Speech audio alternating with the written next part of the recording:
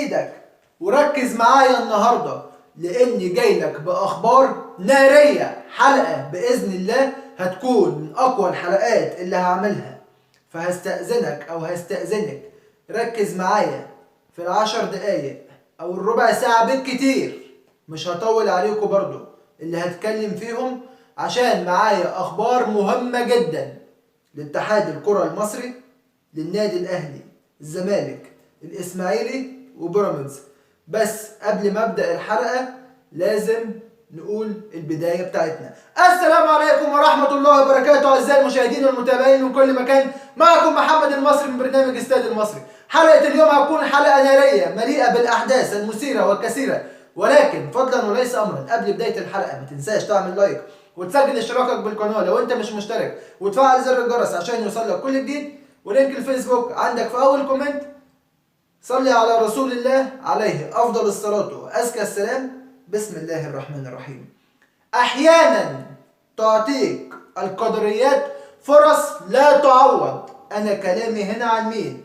بخص بالذكر لاعب النادي الاهلي باك رايت كابتن محمد هاني، لان للاسف تم اليوم اجراء الفحوصات الطبيه للاعب كريم فؤاد وتعرضه للقطع بالرباط الصليبي في الركبه من قبل مين؟ المؤذي الحزين عبد الله السعيد في مباراه الاهلي الاخيره امام بيراميدز في الدوري. اي نعم الاصابه قضاء وقدر، ولكن ليها اسباب، واذا عرف السبب بطل العجب. طيب كان ايه السبب؟ ان كان في تدخل عنيف، تدخل مقصود من عبد الله السعيد على لاعبنا كريم فؤاد لكي تكتمل مستشفى الاهلي مؤخرا باصابه كريم فؤاد بقطع في الرباط الصليبي، لينضم الى مستشفى الاهلي بجانب اكرم توفيق. عشان كده بقول لك ان دايما الحياه بتديك فرص كبيره، وان الفرص الكبيره بتجيلك مره واثنين وعشرة، فانت انسان محظوظ او لاعب محظوظ. انا دلوقتي بتكلم على محمد هاني. اكرم توفيق ربنا يرجعه بالسلامه رباط صليبي، كريم فؤاد ربنا يرجعه بالسلامه برضه رباط صليبي.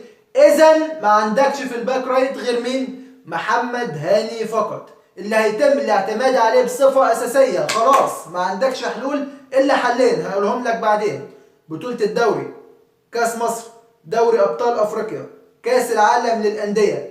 هل محمد هاني هيكون جدير بالثقه اللي هيديها له مارسيل كولر من تاني بعد ما كان بديل تالت مع مارسيل كولر بعدم اقتناعه بيه، وبعد ما كان وصى بيتسو موسيماني برحيل محمد هاني من ضمن اسماء كان ذكرها، ولكن كان في خلافات ما بين مجلس الاداره وموسيماني بسبب المشاكل اللي حصلت بينهم. لكن خلينا دلوقتي في اللي احنا بنتكلم فيه، فان محمد هاني هيكون اساسي للنادي الاهلي حتى نهايه الموسم، الا اذا اعتمد مارسيل كولر على حسين الشحات في مركز الباك رايت، واعتقد ان ده هيكون صعب شويتين لان حسين بيلعب في الوينج وبيأدي افضل.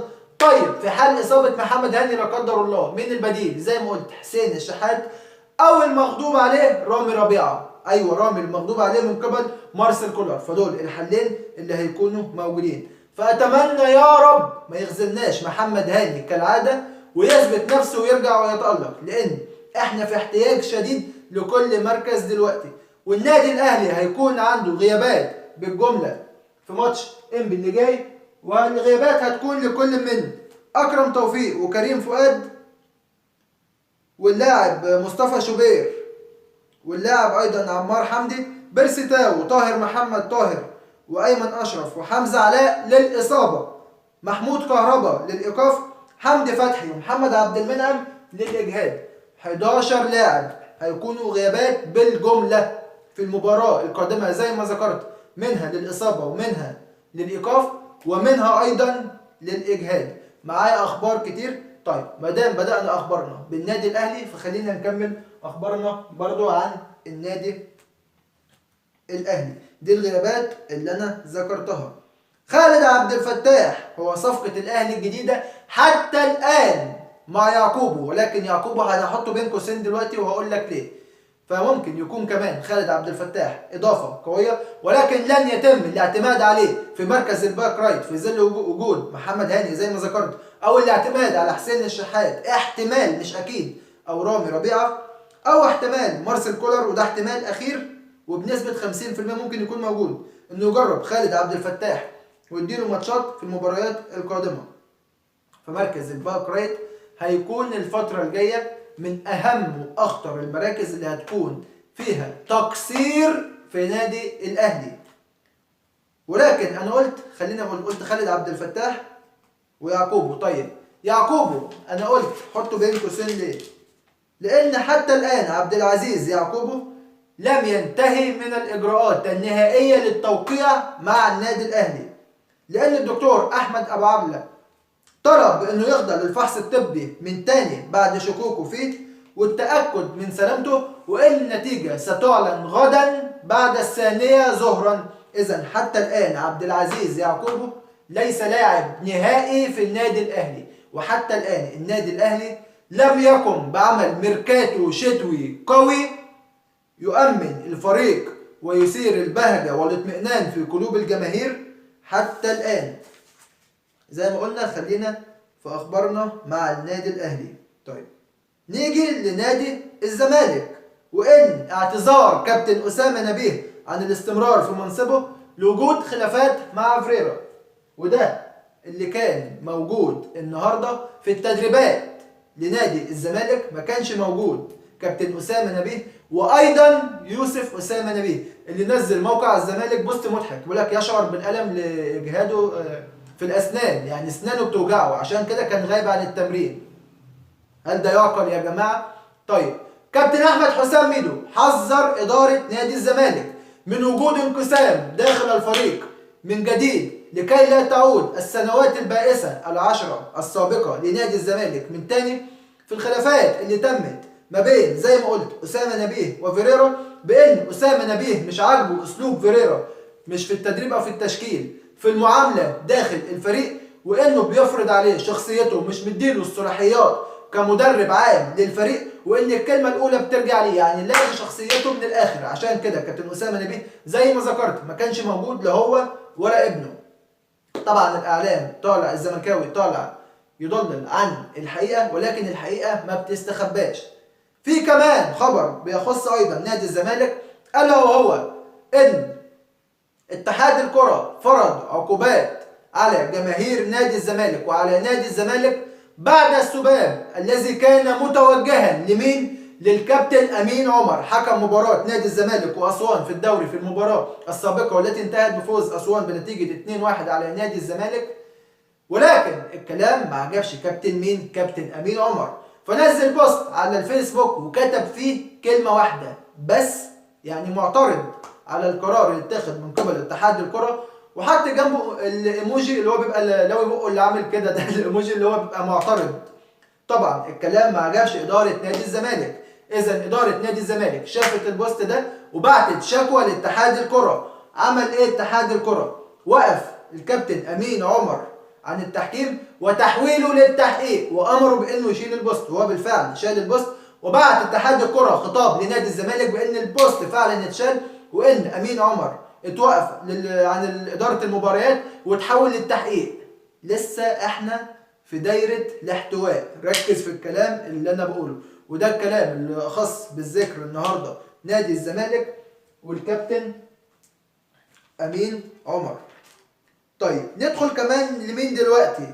على نادي الاسماعيلي، وان في اللاعبين من النادي الاسماعيلي 2 لعيبه محمد الشامي وعمر الوحش هيروحوا للنادي المصري البورسعيدي. ده معناه ايه؟ ان الاسماعيلي هيعاني اكتر بسبب سوء الاداره. يا جماعه كنت ذكرت اي كده ان اي مكان مقوماته اساس نجاحه بتعتمد على حاجه واحده، الاداره. طول ما معاك اداره قويه خايفه على المكان قلبها على النادي مش على المصالح الشخصيه، بعيد عن الكوره ده في اي مجال، تاكد بان المكان ده هيقوم على رجله وهيقف وهينجح. بعكس اللي بنشوفه في بعض النوادي، انا مش بخص النادي الاسماعيلي بس، ولكن نادي الاسماعيلي للموسم الرابع على التوالي بيعاني من اجل البقاء في الدوري. انت متخيل؟ نادي الاسماعيلي اللي هو اول نادي مصري فاز ببطولة دوري ابطال افريقيا، واللي حصد ايضا بطولة الدوري المصري وكاس مصر. نادي الاسماعيلي طبعا من النوادي الكبيرة مفيش اختلاف، نادي الاسماعيلي من النوادي اللي ليه قاعدة جماهيرية كبيرة. النادي الاسماعيلي بقول للموسم الرابع بيعاني من اجل البقاء بعد تدعيمهم ب 13 لاعب في الموسم الحالي، وايضا كان وجود خوان كارلوس جاريدو وكابتن حمزة الجمل، واخيرا ايضا المدرب الحالي للاسماعيلي كابتن احمد حسام ميدو. اذا المشكله مش في اللعيبه، المشكله مش في المدير الفني، المشكله في الاداره.